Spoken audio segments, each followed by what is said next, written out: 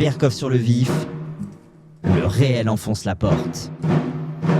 Et on va passer sur un petit moment culture avec une perquisition. Culture et liberté d'expression, Alexandre, effectivement.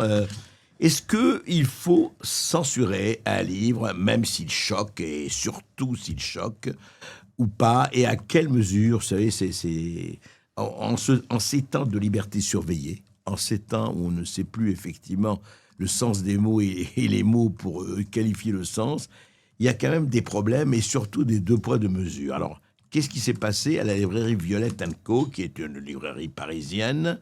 Eh bien, elle a été perquisitionnée il y a quelques jours. Et la librairie, une librairie identité féministe et LGBTQIA+, j'espère que j'ai rien oublié. Alors, qu'est-ce qui s'est passé exactement? On va en parler, mais déjà, ça a fait réagir très fort, notamment le sénateur communiste Ian Brossat hier. Écoutez.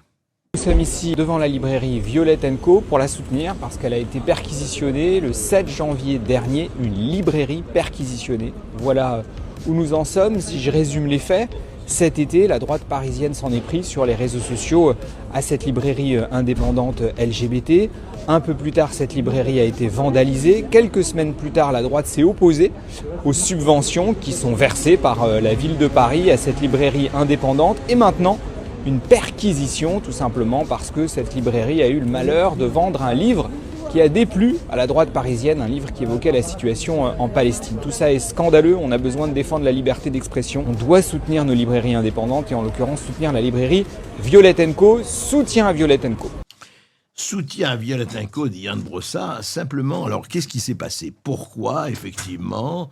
Eh bien, il s'est passé qu'il y a eu un livre, un album de coloriage. Cet album de coloriage s'appelle From the River to the Sea. Et vous savez que From the River to the Sea, effectivement, c'est du fleuve à la mer. Il s'agit évidemment de la situation Israël-Palestine-Gaza. Et le slogan, vous savez, d'un certain nombre de militants pro-palestiniens, c'est du fleuve à la mer. C'est-à-dire Israël terminé, c'est la Palestine. Alors, un album de coloriage pour enfants, non analytique, voilà. Donc, il ne s'agit pas d'une perquisition, il s'agit de recherche d'un livre très, très, très précis qui concerne le jeune public, voilà. Donc, on disait qualification d'Israël comme notamment dans le texte, sous l'occupation d'Israël, les belles terres de la Palestine sont devenues une base militaire de l'impérialisme occidental. Je rappelle que c'est pour des enfants. Israël a imposé une politique d'apartheid et de discrimination contre les Palestiniens dans tous les territoires historiques de la Palestine. Les Palestiniens ne sont pas libres de se déplacer, de disposer de leurs terres ou de leurs ressources. Leurs vies entières sont contrôlées par Israël. Bien, c'est une prise de position et chacun jugera de cette prise de position. Alors, les adversaires et ceux qui voulaient donc arrêter cela, c'était diffusion d'un discours politique radicalisé auprès des mineurs. Donc, le cadre légal, c'est intervention liée aux règles sur les publications destinées à la jeunesse, avis défavorable de la commission de surveillance des publications, donc perquisition. Perquisition, voilà le livre, vous le voyez, From the River to the Sea, qui dit bien ce qu'il veut dire. Aucun livre saisi, ouvrage était déjà retiré ou épuisé. Et sur France Inter, Charline von Woynacker, j'arrive, difficile à et voilà, elle y est allée de son commentaire. Charline von Woynacker, il paraît-il une humoriste. Écoutez. Alors à Paris, la vitrine de la librairie féministe Violette & Co avait été vandalisée en raison de la vente d'un livre de coloriage pro-palestinien. Et vendredi, on a appris que la police s'était enfin déplacée. Bonjour, perquisition. On cherche un livre. Alors plutôt quel style? Polar, essai? Faites pas la maline. Il est où le bouquin antisémite là? Je l'ai trouvé, chef, regardez. La réédition de Mein Kampf. Mais non, un livre de coloriage, on avait dit. D'ailleurs, au fait, ça a jamais encore été fait, ça, je crois, une version à colorier de Mein Kampf. Non, je crois pas, non. Avec une exégèse critique à côté, une exégèse à découper. Non, je vois peut-être que ça n'a jamais été fait. Non. Alors, le livre recherché par la police s'intitule From the River to the Sea, traduction ouïouïouï, parce que pour les uns, c'est un slogan pro-palestinien, pour les autres, c'est un slogan antisémite. Là, je vais laisser faire les historiens, vraiment. Mais en tout cas, une chose est sûre, si Netanyahou avait fait plus de coloriage quand il était petit, ça lui aurait peut-être appris à pas dépasser sur le territoire des autres. Voilà, effectivement, c'est pas dépasser sur le territoire des autres, c'est encore une fois une prise de position. Il y a eu un autre livre aussi, vous voyez, les livres se ressemblent de ce point de vue-là. Autre polémique autour d'un manuel de révision du baccalauréat. Vous voyez, c'est toujours effectivement à l'égard des jeunes ou des adolescents, des jeunes. Alors, c'est plus précisément les ouvrages de la collection Objectif Bac Terminal, des manuels parascolaires de révision du baccalauréat publiés par Hachette Livre. Alors, effectivement, Macron a réagi. Il est accusé, ce livre, de falsifier les faits sur les attentats du 7 octobre perpétrés par le Hamas. Emmanuel Macron dénonce un révisionnisme intolérable et exige des mesures gouvernementales, tandis que l'éditeur reconnaît une défaillance collective de sa chaîne éditoriale et annonce le rappel de l'ouvrage, sans lever les zones d'ombre sur la responsabilité interne, ni sur l'éventuelle mobilisation de fonds publics. Parce que c'est un manuel scolaire, il faut rappeler. Alors, on ne sait pas s'il est subventionné ou pas. Hachette reconnaît l'erreur, mais sans autre précision. Donc, voilà, Emmanuel, effectivement, Macron, qui dit que c'est intolérable, etc. Le problème, si vous voulez, il est quoi ici ? Le problème, il est très simple, c'est que sur les 1200 Israéliens, juste là c'est un fait, les 1200 Israéliens assassinés le 7 octobre, vous savez, le fameux pogrom pour certains, massacre pour les autres, d'Israéliens le 7 octobre, ils ont été, dans ce manuel, qualifiés de colons juifs. Sauf qu'ils étaient sur le territoire israélien. Ils n'étaient pas à Gaza. Donc, ce n'étaient pas des colons israéliens occupant Gaza. C'était des colons juifs au sud de la frontière, bien dans le territoire d'Israël. Alors, voilà, ça a provoqué ce que ça a provoqué. Chacun en tirera ce qu'il a envie d'en tirer, mais il y a quelque chose, moi, qui me frappe. C'est que moi, j'aimerais entendre que ce soit Charline Van Hocker ou Yann Brossa ou tous les autres aussi protester quand il y a soit des vandales, soit des gens qui s'en prennent à des librairies dites de droite, ou de droite extrême, ou de droite politique. Et le nombre de librairies, d'établissements vandalisés, alors là, c'est pas du tout... là, il n'y a pas eu de vandalisation, mais il y a eu quand même, attaque, mais pas du tout de la même manière. Et pourquoi on a les deux poids, deux mesures ? Pourquoi si on est pour la liberté d'expression, elle doit être indivisible. Pourquoi on est allé, vous savez très bien, un journaliste de France Inter, Julien Pain, pour ne pas le nommer, était allé dans une librairie, mais comment vous avez délibéré des ouvrages de collabos, vous avez Mein Kampf, justement, vous avez ceci et ceci et cela, c'est inadmissible, il faut saisir. Alors, s'il faut saisir, ok, mais on saisit des deux côtés. Et on proteste des côtés. On proteste parce qu'au-delà de la gauche et de la droite, où on est pour la liberté d'expression absolue, comme on l'est aux États-Unis, avec ce premier amendement sur la liberté d'expression qui est indivisible, où on ne l'est pas. À ce moment-là, on réagit de part et d'autre.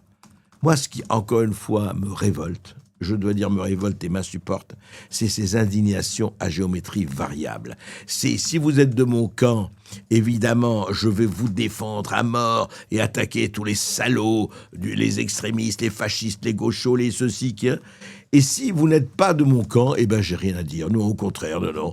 Il faut absolument vous enlever la parole, vous invisibiliser, vous empêcher de nuire. Et le nombre dans le service public notamment, mais ailleurs, de pseudo-philosophes de sous-préfecture et autres qui disent oui, il faut interdire la parole à tel, interdire aux fachos, ou interdire aux réacs, ou interdire aux gauchos, etc. On entend ça toute la journée. Mais simplement, là, on voit uniquement des indignés de la bonne parole, des indignés du bon vêtement, des indignés du bon fond de teint. Non, ça ne se divise pas, la liberté. Et ça suffit, cette hypocrisie et cette tartufferie. Berkoff sur le vif, le réel enfonce la porte. Il y a le réel qui enfonce la porte, mais il y en a d'autres qui enfoncent les vitrines. Eh oui, vous vous rappelez le Louvre, hein, magnifique le Louvre, vous vous rappelez ce formidable, on a envie de rire de peur d'être obligé d'en pleurer, hein, ce casse du siècle, soi-disant casse du siècle, où ils sont entrés tranquillement, hein, avec la nacelle, tout ça, Et alors, on va vous remontrer ces images absolument formidables, parce que vous savez que personne n'a été sanctionné, hein. Personne. La présidente, les responsables de la sécurité, personne dans cette France. On est là pour parler. On est en train d'envoyer des soldats en Ukraine, au Groenland, et on n'est pas foutu de s'occuper. Je ne parle même pas des narcotrafiquants. Je ne parle même pas de la racaille. Je ne parle pas des voyous. On n'est pas foutu de s'occuper du Louvre et des diamants du Louvre. C'est pas beau ça? Oui, non, mais il n'y a pas de problème là. Alors écoutez, 7 à 8, l'émission 7 à 8 du TF1, revenez sur le casse du Louvre, hein, dans la soirée. Regardez ces images absolument magnifiques. Donc, c'est 7 à 8. Allez-y. 9h35. Le PC sécurité du musée alerte le commissariat. 1 minute plus tard, le premier homme achève. L'opération a pris moins de 4 minutes. Voilà. Très fort, hein, 4 minutes en tout. Et vous avez vu, hein, ces vitres pour déchirer le diadème de l'impératrice Eugénie et autres bijoux de l'histoire française, comme on dit. Ah ben, 3 coups de poing, aucun problème, 3 coups de poing et ça s'enfonce. Voilà, ça s'appelle le Louvre, ça s'appelle le système français, ça s'appelle un pays qui a 1500 ans d'histoire et qui n'est pas foutu de protéger ses bijoux de famille. C'est pas beau ça quand même, c'est bien quoi, c'est bien. Et dites-moi, la présidente directrice du musée du Louvre est là depuis 21. Elle a démissionné? Elle a rien. Voilà. Tout ça n'est pas grave. Tout ça, c'est normal. Tout ça, ça fait partie du système.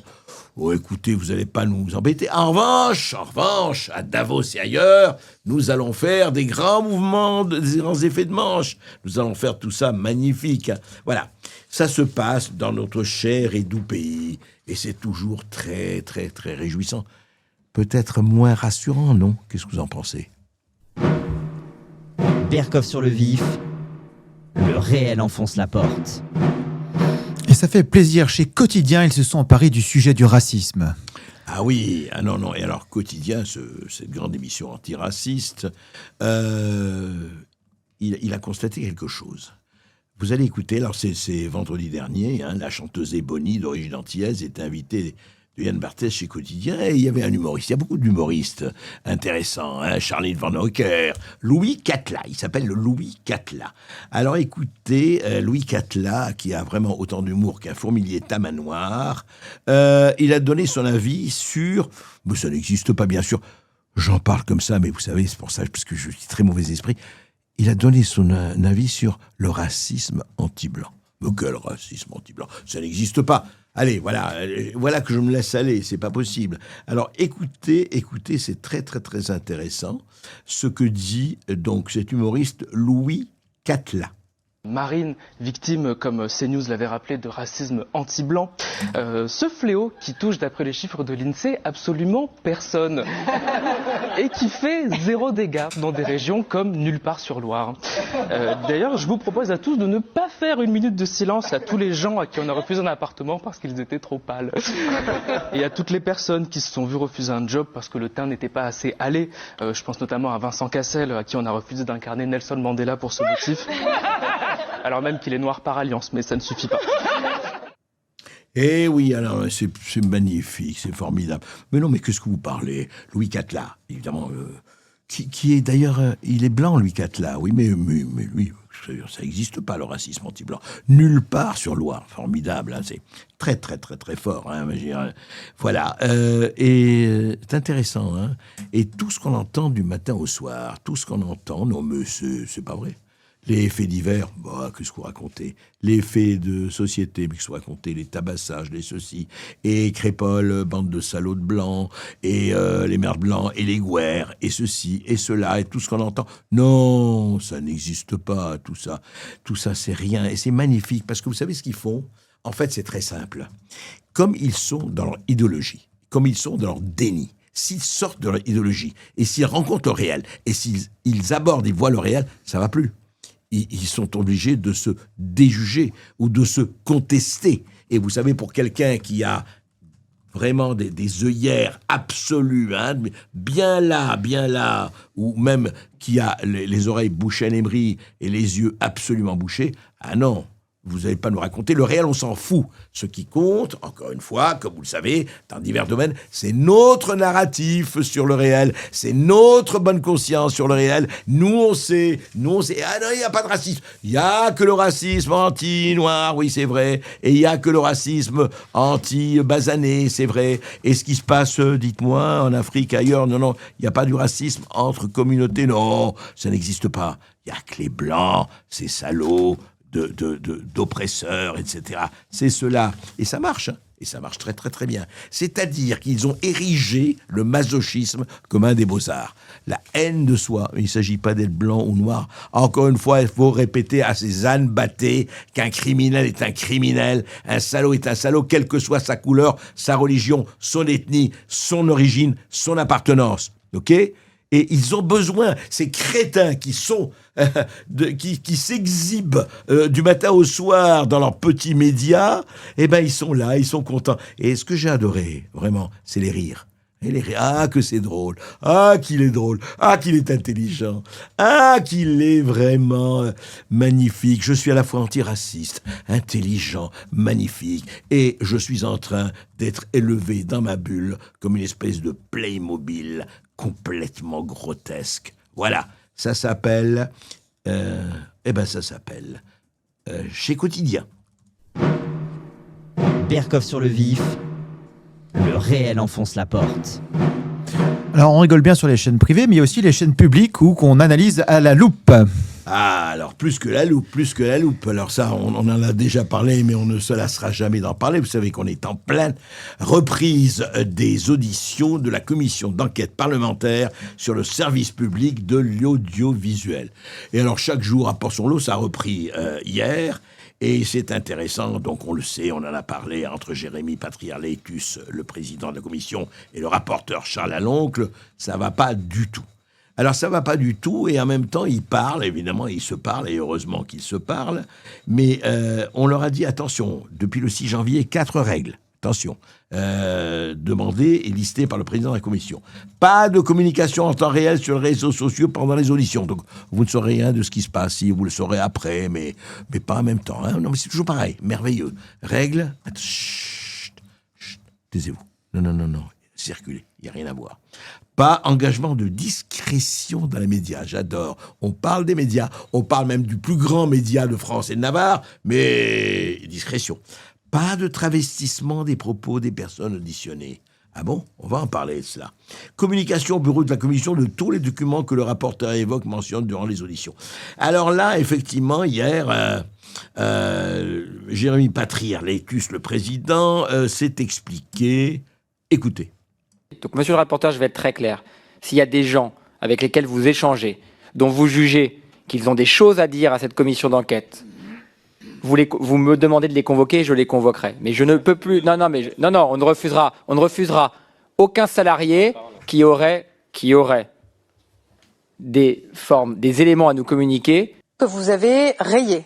Il y a des noms sur lesquels j'ai dit au rapporteur que je trouvais que c'était une mauvaise idée parce qu'il y avait un risque de tomber dans la politique spectacle. Vous pouvez nous dire lesquels ? J'ai expliqué que, par exemple, je ne souhaitais pas que cette commission se transforme en le plus grand cabaret du monde. Voilà, effectivement. Et Aloncle a répondu, d'ailleurs, le rapporteur, en disant, écoutez, moi, je vous ai envoyé la liste, voyez ce qui se passait. Et on voudrait savoir, donc, Patrick Sébastien, ne sera pas interrogé, selon la volonté du président. Pourquoi ? Il ne sera pas interrogé.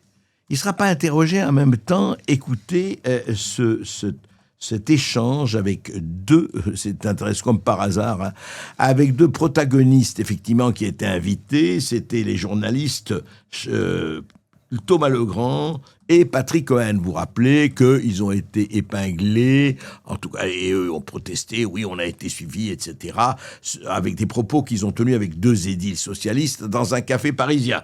Mais la question n'était pas là. Écoutez, Charles Aloncle qui parle à Thomas Legrand. Le 16 avril dernier, vous avez fait une déclaration qui, elle aussi, m'a choqué. Sur les réseaux X, Bolloré égale Pétain. Alors, vous n'ignorez pas que Philippe Pétain est responsable de la collaboration avec le régime nazi, de la suppression des libertés et de la déportation et l'extermination de juifs français. Où est-ce que vous situez, au fond, la frontière entre la critique et la diffamation ? Est-ce que vous pouvez me lire la phrase en entier ? Je ne suis pas arrivé comme ça en disant Bolloré égale Pétain. Je pense que je suis arrivé. Le tweet exact est effectivement Bolloré égale, signe égal, Pétain. Voilà, c'est vos propos. C'est un tweet de moi ? Voilà, c'est un truc de moi. Alors après, il disait oui, sorti du contexte, etc. Je voulais expliquer effectivement un certain nombre de choses. Mais voilà, c'est drôle parce que quand on dit Bolloré égale Pétain, vous avez dit Bolloré égale Pétain. Mais encore une fois, Thomas Legrand, vous avez le droit de dire Bolloré égale Pétain. Mais assumez-le, c'est tout. Et puis, alors, autre chose aussi, Patrick Cohen, le journaliste Patrick Cohen, France Inter, C'est dans l'air et autres. Écoutez, Patrick Cohen, ce qu'il disait en déniant le fait qu'il l'ait dit. Je n'ai jamais qualifié les amis de Thomas de néo-nazis. Je parlais des militants d'ultra-droite, une centaine descendus en représailles à Romans-sur-Isère, qui étaient cagoulés, armés de barres de fer. Voilà. C'était des proches de Thomas ?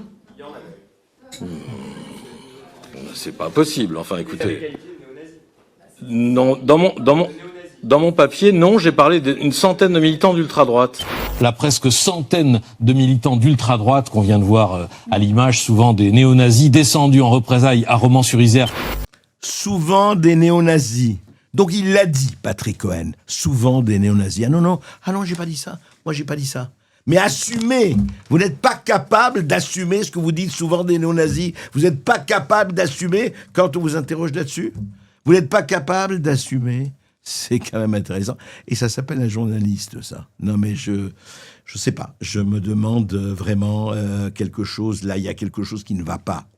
Je veux dire, la moindre des choses. On a le droit, encore une fois, moi je suis pour une liberté pratiquement quasi-totale, sauf évidemment les appels à la haine, sauf évidemment les appels à la discrimination raciale. Mais quand vous dites ce que vous dites, tel ou tel journaliste, et que vous n'assumez pas, ça va pas. Ça va pas. Ou vous assumez, et vous le faites, ou vous n'assumez pas. Eh ben, c'est quand même embêtant. Hein, parce qu'après, on donne des leçons de journalisme, on donne des leçons d'éthique, on donne des leçons de déontologie. Non, ça suffit, les professeurs de morale qui sont incapables d'appliquer à eux-mêmes les règles qu'ils essayent d'appliquer chez les autres. Ça va, la salivation morale, les suppositoires de moraline, ça suffit. Vraiment, il serait temps de passer à autre chose. Et nous allons passer à autre chose d'ailleurs. Juste avant, il y a des gens qui ont formé dans le chat. Effectivement, la directrice du Louvre n'a pas démissionné, c'est exact, mais elle avait présenté sa démission. Voilà, soyons précis sur les faits. Voilà. C'est vrai, elle a présenté sa démission, mais elle aurait pu. Pardon, Alexandre. Elle a présenté sa démission, mais si Macron lui dit non, vous restez là, elle peut présenter et garder sa démission. Et oui, c'est ça la liberté. La liberté aussi, c'est que cette dame aurait été, je dois dire, enfin après c'est son choix. Elle aurait pu dire, écoutez, je présente ma démission. Eh bien, non, lui dit Macron, vous restez. Elle aurait pu dire, non, je présente ma démission. Voilà, c'est tout. C'est un choix. Le choix lui appartient quand même. Non, c'était juste parce qu'il y a des gens qui nous ont fait remonter sur le choix des mots. Donc, je reprécisais pour qu'on soit précis. Nous ne sommes pas dans les émissions qu'on critique à l'Assemblée nationale. Non, absolument. Non, mais je veux dire, moi, c'est très, très clair. Elle n'a pas démissionné. Elle a présenté sa démission. C'est vrai, tout à fait. Cela dit, voilà. Après, vous êtes toujours libre, même si un président vous dit de rester, vous êtes toujours de démissionner, si vous le sentez.